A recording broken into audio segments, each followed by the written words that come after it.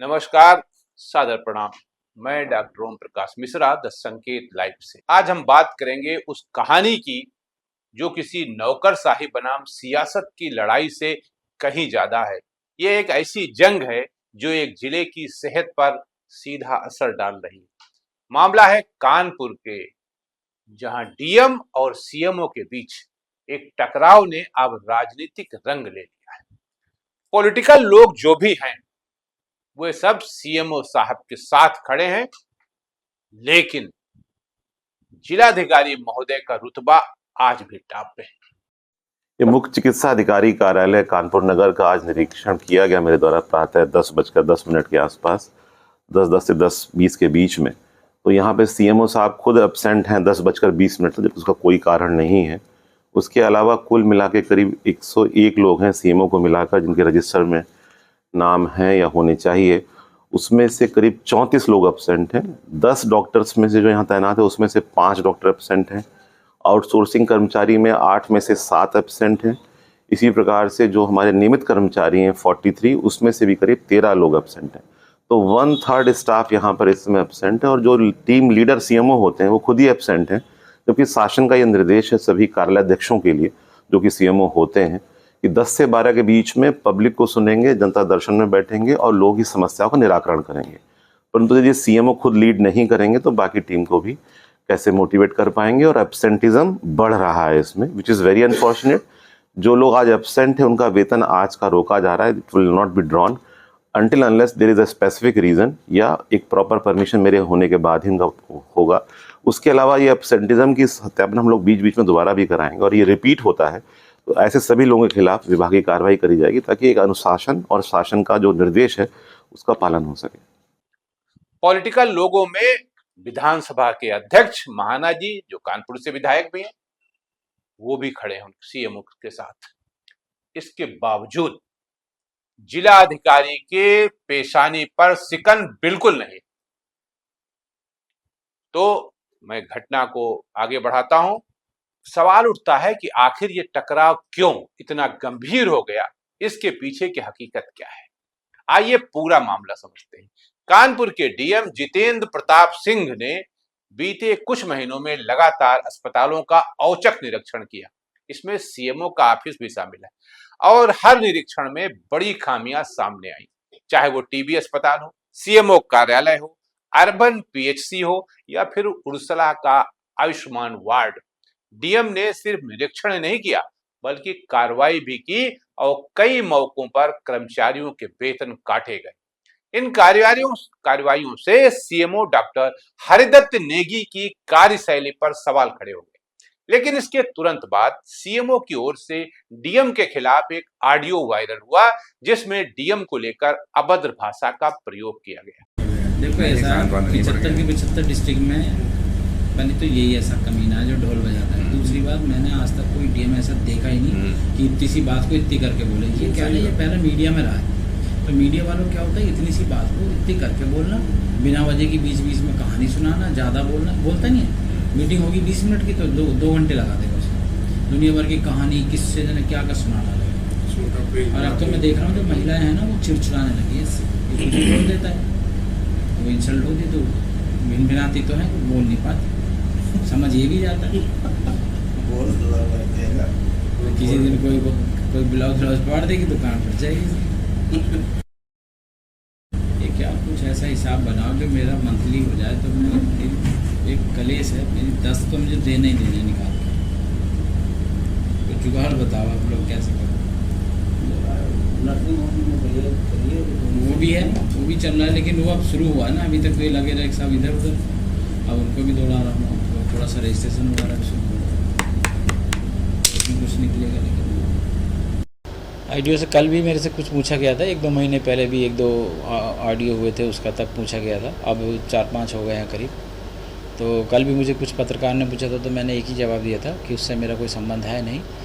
हो सकता है, मैंने ऐसा सब ज़रूर बोला था कि हो सकता है एआई का ज़माना है तो कहीं से कुछ इस तरह का कोई हुआ होगा। तो आज अब इस टकराव ने पूरी तरह राजनीतिक मोड़ ले लिया।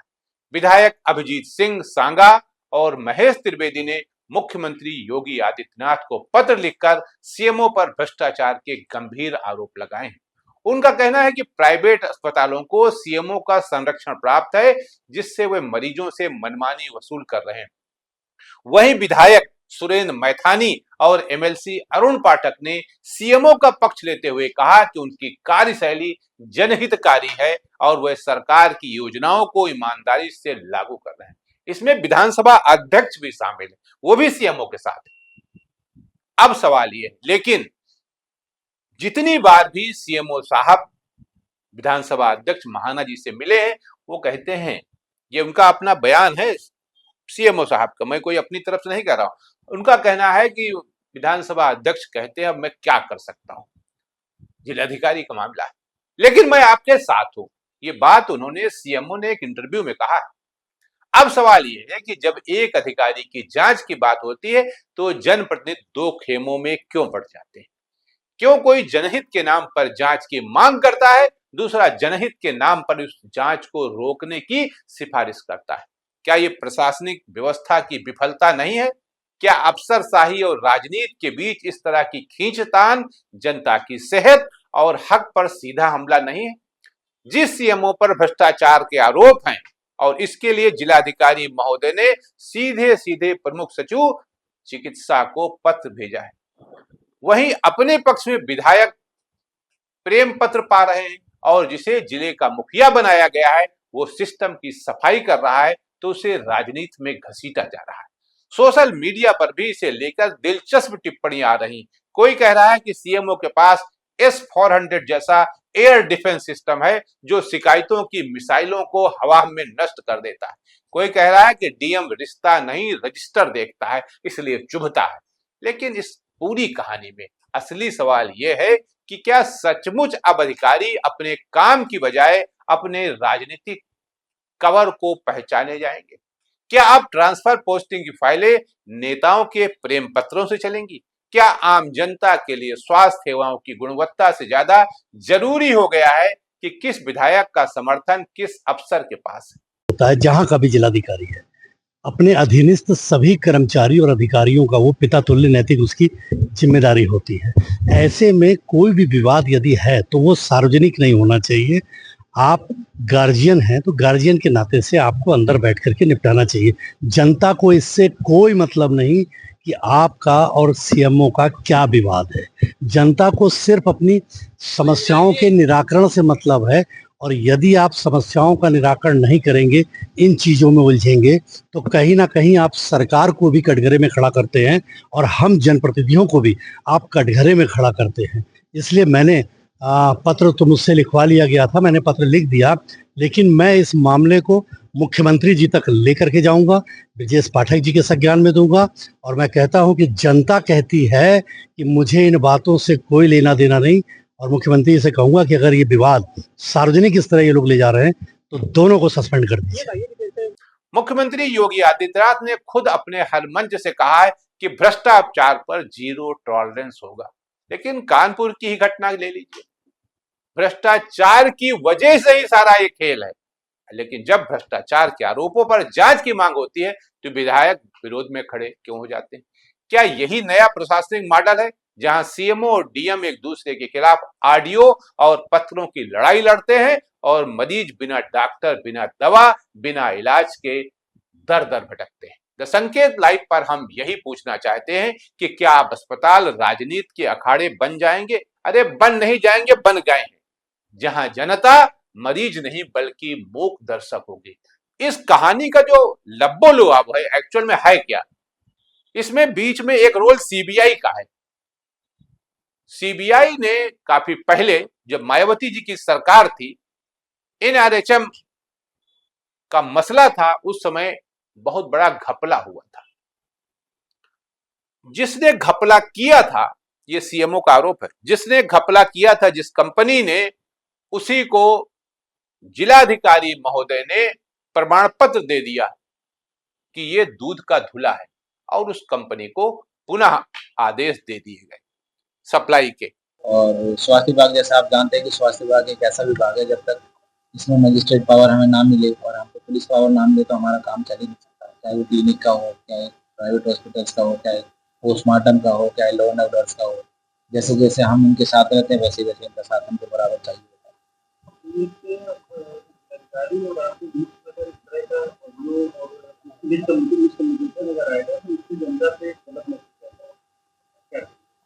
हम मैं वही बता रहा हूँ कि अभी मैं आज मीटिंग में गया था, तो वहाँ मीटिंग चल रही थी सीएम डैशबोर्ड की। वहाँ डीएम साहब मेरे से कह रहे थे कि आप तो एआई हो गए हो। मैंने कहा सर ऐसा है कि मुझे भी सुनने को तो मिल रहा है कि अभी तो जिंदा हो, आप तो बैठे हो। तो इस तरह की बात हुई, फिर उन्होंने मुझे कहा कि आप जाओ यहाँ से। और मेरे हाथ लगा के हाथ पे मुझे ये तो मैं तो चला यहाँ से नहीं।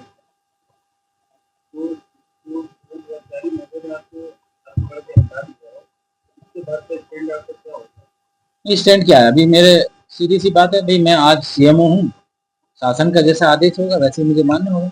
मैं पब्लिक हित में काम कर रहा हूँ, कोई भी मुझसे जनप्रतिनिधि कहीं कोई नाराज नहीं है। मैं सबके लिए बराबर काम करता हूँ। कोई भी किसी का फोन आता है, कोई मुझे दिक्कत नहीं है, किसी जनप्रतिनिधि को मेरे से कोई समस्या नहीं है। और आप सभी जितने भी पत्रकार मीडिया हैं, अभी मेरे ख्याल से मेरे से कोई किसी को शिकायत नहीं होगी। जब भी किसी की जो जरूरत मेरी जहाँ भी पड़ी है मैंने करा है। हाँ, इतना जरूर है कि आप देख ही रहे हैं, जैसे पहले वो जेएम फार्मा वाला था, वो उल्टा सीधे काम कर रहा था। उसका बिल, उसकी बिड भी गलत थी। वो हमने 125 पेज की बना के डीएम साहब को भी दी है। वो सीबीआई से चार्जशीट फर्म थी। अब जो ये वंदना सिंह जो उस समय एसएफओ है, सीनियर फाइनेंस ऑफिसर थी, ये बार बार दबाव बना दी है उसके पेमेंट के लिए, जो कि हमने नहीं किया। वो कोर्ट में केस चल रहा है। मोस्ट प्रोबेबली जो है उसमें बिड डालवा दी गई है, कोर्ट के आर्डर हुए कि बिड डाल दीजिए और बिड में कोई भी पार्टिसिपेट कर ले।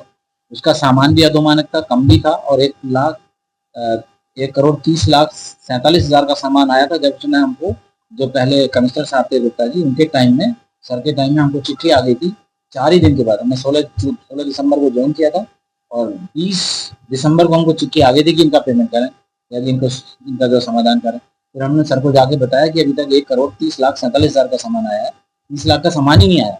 तो सुबोध उस समय एसएमएस स्टोर देख रहे थे। डॉक्टर सुबोध यादव ने क्या काम किया कि उसको 15 दिन का एक्सटेंशन दे दिया हमारे से बिना परमिशन लिए, संडे के दिन 15 दिसंबर को। उस देने के बाद में वो हम पे चढ़ने लगा कि मेरे को तो आपके विभाग से मुझे मिला है एक्सटेंशन पीरियड, अब आप मेरा सामान लीजिए। फिर 28-29 के आसपास दिसंबर में उसने अपना सामान सप्लाई कर दिया 1 तारीख को, और 9 तारीख जनवरी को उसकी सीआरएसी डेवलप हो गई। फिर वो पेमेंट के लिए हमको लड़ाई झगड़ा ये करता रहा। डीएम साहब के यहाँ शिकायत की, डीएम साहब ने हमसे कहा इसकी शिकायत की जो है जांच करके दीजिए।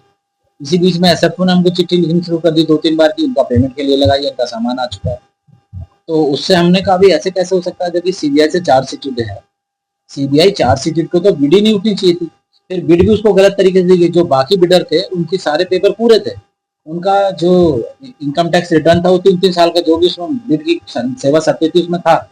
और इसको जो है केवल डीएम साहब के करेक्टर सर्टिफिकेट पे इसको दे दिया गया, जबकि ये सीबीआई चार्जशीट था। और उसके बाद जो सामान इसने बाद में दिया उसका बैच नंबर अलग है, जो बिल इसने जो उस पर डाले हैं चैन पे उसका बैच नंबर अलग है। तो अब पेमेंट नहीं हो सकता था। वो कोर्ट में चला गया, कोर्ट में मोस्ट प्रोबेबली जो है खत्म ही हो जाएगा। अब ऊपर आरएन सिंह जो अन्वेषण देख रहे थे, सारा अर्बन उन्हीं के पास था। वो ज्यादातर लोगों को भगाए रहते थे। अब डीएम साहब भी उधर ही गए, हम भी उधर ढूंढना शुरू किया। जिसको भी पकड़ने जो गायब मिलता था हम भी उसकी तनख्वाह बाधित कर रहे हैं, हम भी उसकी एक्सप्लेनेशन कॉल कर रहे हैं। वही डीएम साहब हमसे चाहते भी हैं। सस्पेंशन मेरे हाथ में नहीं है। अगर मैं किसी को निकालूंगा तो डीएचएस से है, तो डीएचएस में मुझे रखना पड़ता है। फिर वहाँ पे डीएचएस में जो डीएम साहब अध्यक्ष होते हैं, वो वहाँ डीएचएस का निर्णय होता है, डीएम साहब की अध्यक्षता में होती है। तो कुल मिला के ये है कि मैं किसी को एकदम से निकाल के थोड़ी भेज दूंगा, कल वो कोर्ट चले जाएगा। अभी सभी नहीं, अभी देखो हुआ क्या है कि जितने भी ये इस तरह के थे जो वहाँ चोर बाजारी कर रहे थे, मक्कारी कर रहे थे, घपलारी कर रहे थे, जैसे डॉक्टर सुबोध हैं, उनको वो क्लिनिक रजिस्ट्रेशन देख रहे थे। आप लोग मुझसे ज्यादा जानते हो कि अब तक कैसे चल रहे थे। एक भी हॉस्पिटल की हमको फाइल नहीं मिली, ना हार्ड कॉपी ना सॉफ्ट कॉपी। हालत ये है कि सब फर्जी तरीके से ऐसे ही चल रहे थे किसी के। अब उन पर हमारा ये सिद्धांत है कि जहां भी किसी भी हॉस्पिटल का रजिस्ट्रेशन रिन्यूअल आ रहा है, हम अपनी टीम को भेज के उसके पहले चेक करा रहे हैं, उसके पेपर चेक करा रहे हैं, उसके डॉक्टर्स के चेक करा रहे हैं, उसका पॉल्यूशन चेक करा रहे हैं, उसका अगर फायर का एनओसी नहीं है वो चेक करा रहे हैं, बायोगैस का एग्रीमेंट है कि नहीं है। उसको कराने के बाद जब पूरा सही है तो उसका बराबर काम हो रहा है, बराबर करा रहे हैं, तो वो काम चल रहा है। लेकिन जब सुबोध वगैरह के टाइम में, सुबोध यादव के टाइम में जब ये काम हुए हैं, अब वो दोबारा से हमारे बीच में आने को तैयार है कि हमको ले लीजिए। हम उसको इसलिए नहीं कि उसने सारा घपला उसी ने फैलाया हुआ। आरएन सिंह वहाँ एनएचएम में जो लोगों को भगाए रहते थे, डॉक्टरों को महीना महीना उनकी तनख्वाह निकालते थे। सीएमओ ने क्या किया? सीएमओ ने उस सप्लाई का जो अमाउंट होना चाहिए, जो सप्लाई की गई है, उसकी जो रकम थी उसको रोक दिया। कहानी की जड़ में यह है। अब आप लोग निर्णय करें और तय करें कि करना क्या है। आज के लिए इतना ही। नमस्कार।